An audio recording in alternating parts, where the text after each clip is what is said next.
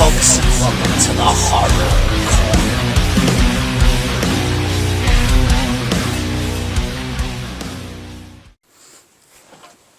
Turn traitor for a piece of tail. You got one choice, boy. Sex or the saw.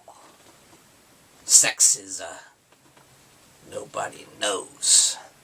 But the saw is family. Good evening, folks, and welcome to the Horror Corner. I'm your host, Sean Patrick Erschen. This week we're doing another movie review. This is the Texas Chainsaw Massacre, Part 2. Released in 1986, directed by Tobe Hooper. Released by the Cannon Group. And starring Dennis Hopper, Caroline Williams, Jim Siedow, Bill Moseley, Bill Johnson, and Bob Elmore. Yes, the official sequel to the original Texas Chainsaw Massacre from 1974, which I consider to be a 5-star classic, one of the greatest horror movies of all time. So how do you follow up such a great film like that? Maybe you try something different, and that's what Tobe Hooper did here. He tried something different. And a lot of people had a problem with that, where he kind of drastically changed the tone, you know. This film is a lot of things that the original is not. This film is very over-the-top. It's got over-the-top blood and gore and violence. And it's got some really dark black humor. Which is what he originally intended for the original film, but it didn't quite turn out that way. It just ended up being horrific, you know. And what I'll say about this film is it's very entertaining. It's highly entertaining, whereas the original was kind of like a hard watch because it's so horrific and gritty. But this film is very zany, it's wild, it's over the top. It's got some camp value, it's got some blood and gore flying everywhere. It's got some crazy over the top screaming and just craziness. And it's got the black humor, very sadistic black humor, I might add. It's definitely not lighthearted comedy in there, it's very dark and grim. Black humor, but black humor nonetheless. And that's what makes this film different. And, you know, why make the same exact movie? That's why I applaud Tobe Hooper for trying something different. And I always enjoyed this film. I think it's a fantastic sequel that did something different. And it's very entertaining. Like, I can never take my eyes off the screen of this craziness that's going on, you know. And it does also pay a lot of homage to the original film, you know. So you got to give them credit for that, you know. They didn't have to completely follow the story, but it does. It follows the story from the original film. And you also had Jim Siedow returning, who was the cook in the original film. Great to see him back, and he's just wonderful. He's just hilarious in this movie. He's awesome. And we find out that his name is Drayton Sawyer, and that the family is called the Sawyers, you know. Leatherface is Bubba Sawyer, you know. Chop Top, played by Bill Moseley, is the brother of the hitchhiker from the original.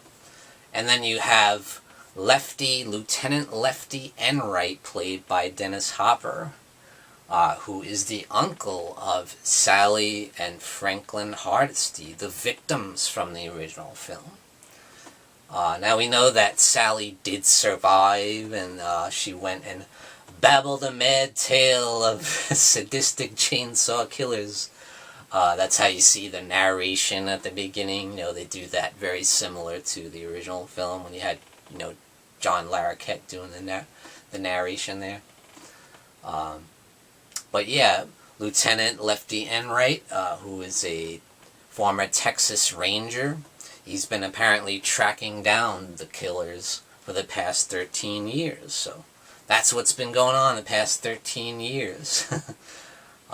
He's been looking for them, he's been tracking them down, and he's finally come upon the right place. He's hitting all the right beats.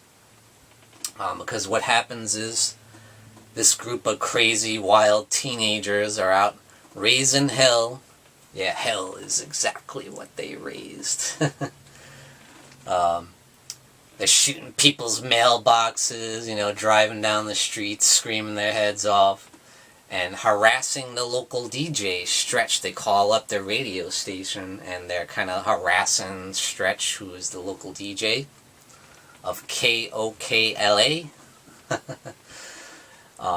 And what happens is they decide they want to screw around and play chicken with this truck that's coming, you know, on the other side of the road. They kind of swerve over and play chicken with them, and they keep trying to run them off the road, and they do. They run them off the road, and who do you think that truck might be? Yes, it's the killers in that truck. They picked the wrong truck to mess with. So what happens is the killers turn around, you know, and they chase him, and then you see Leatherface jump on top of the car. He's got this freaking 6-foot-long chainsaw. I've never seen a chainsaw that big. Is he accounting for something? And we see him hacking at the car, and he hacks the dude's head right in half. You see, like, the top of his head plop off and blood splattering up, and it's awesome stuff. Great special makeup effects by Tom Savini, and he doesn't get a lot of credit for his work on this film. He does some fantastic work, like the stuff when you see the underground lair. It's like an old abandoned carnival where the killers hide out, and it's made up of all these like works of art, you know, these these works of like lampshades made up of bones and all this crazy stuff, you know. Really awesome, very creative work. And Leatherface's mask, man, it's just absolutely grotesque, you know. I would say a lot of people have issue with the way Leatherface's character was portrayed in this film. He's kind of a little bit more sympathetic. He's not quite this brutal, mad lunatic, you know. He almost has a kind of a misunderstood Frankenstein's monster kind of element there. He kind of falls for a stretch, you know. So what happens in the film is, you know, Lieutenant Lefty Enright finds out about the two kids getting killed, you know, and he thinks that was probably the same killers that killed his family, you know. But the local police just try and shut him up, you know. They don't want that kind of bad press out there, you know. So they just kind of try and shut him out and get him out of the investigation.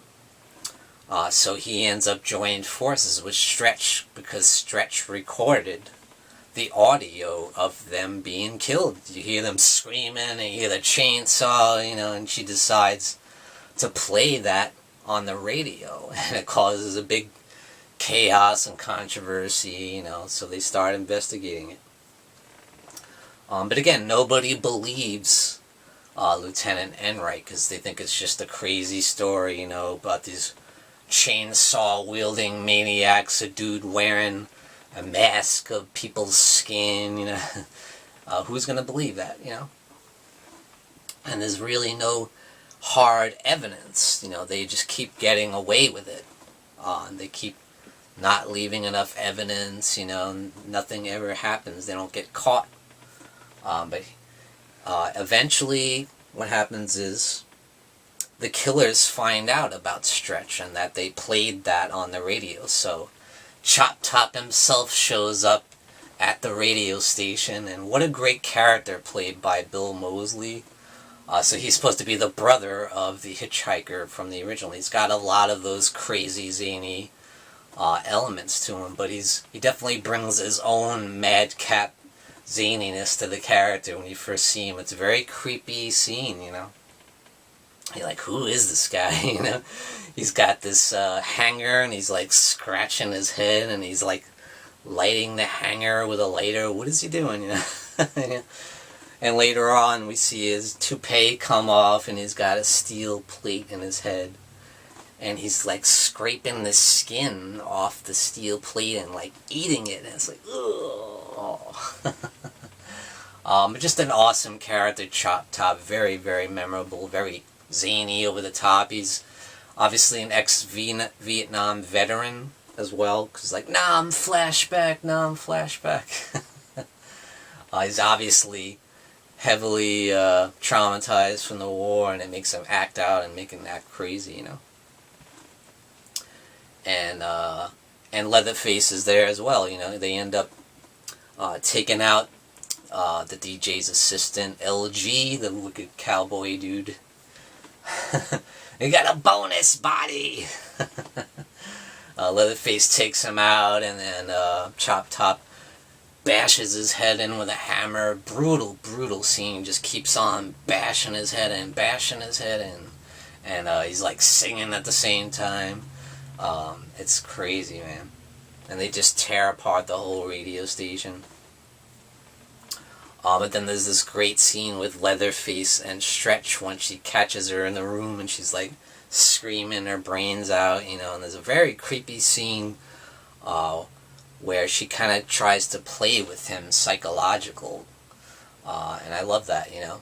Very reminiscent to how the character of Ginny was in Friday the 13th Part 2. She uses psychology against him, because we know Leatherface has got some issues, you know, he's not all there, you know, so she kind of plays with his psyche, and she's like, are you good? You're not really mad at me, are you? How good are you? Are you really, really good? And he's like, and then he starts slowly placing the chainsaw up and down her leg, and it's really slow and creepy, and you're like, whoa, you know. And then he's like starting to rev it up, and she's like, ah, you know. Oh man, that's a crazy scene. But they take Elegy back to the secret lair, which is like this abandoned carnival, apparently. But Leatherface never takes Stretch with her. He kind of takes a liking to her, you know. And that's kind of the thing that some people have issue with, that, you know, Leatherface got a girlfriend or something, you know. He wants her.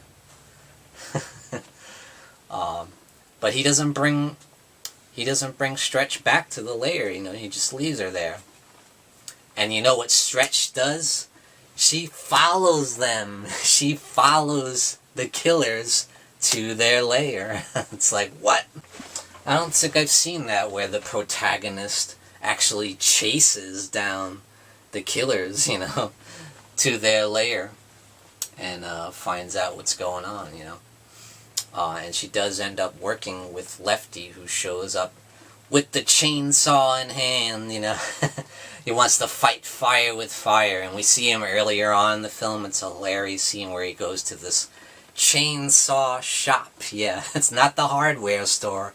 It's a chainsaw store that only sells chainsaws. I don't think I've ever seen that before. It's just a hilarious scene.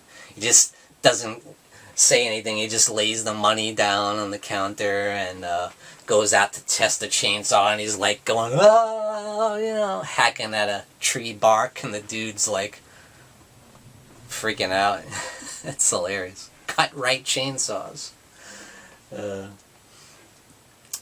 Dennis Hopper does make his way there to the lair and takes on the killers. He's got like a utility belt. He's got two small little chainsaws on the side, like, you know, almost like he's dueling in the Wild West, only it's chainsaws, and he's got one huge chainsaw to battle Leatherface with. And he's like, I'm bringing him down, down to hell, bring it all down. And he hacks at the foundation of the place and caves the roof in and stuff, and they have a final battle sequence at the end with when he takes on all the killers, you know.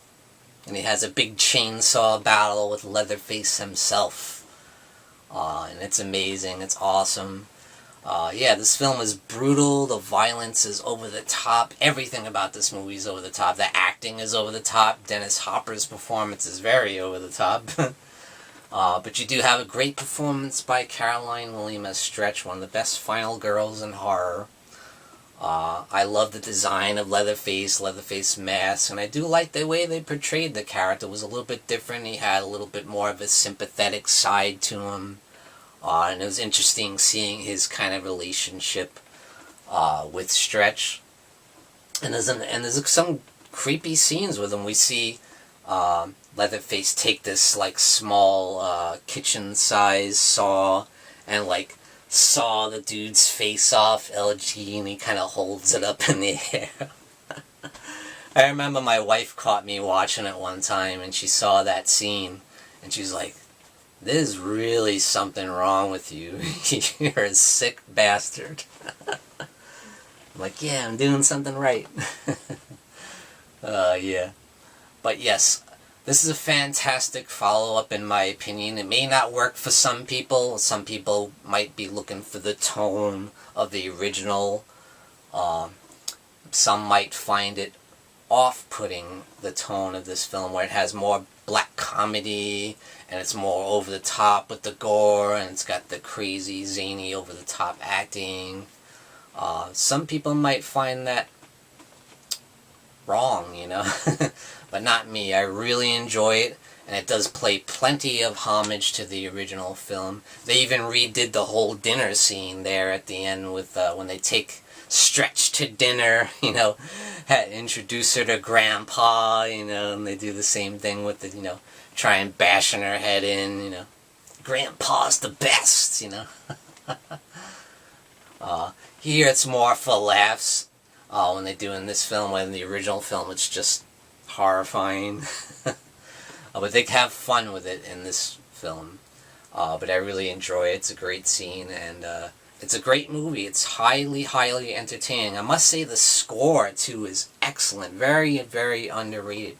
And not only the horror side of the score, with the synthesizer, a lot of the songs that are featured in the film, they're like punk rock songs, and they just fit perfectly within the mood of the film, you know. I love it. So definitely I highly recommend Texas Chainsaw Massacre Part 2. I give it 2 devil horns way up, and thank you for joining me, Sean Patrick Erschen, in the Horror Corner. Tune in and stay scared. Folks, don't forget to grab your Sean Patrick Erschen gear and represent the Horror Corner. Also, check out these awesome mugs we have, perfect for your coffee. And definitely check out the Horror Hangout live stream t-shirt and represent the legacy of the Horror Hangout. Check out the link in the description below this video.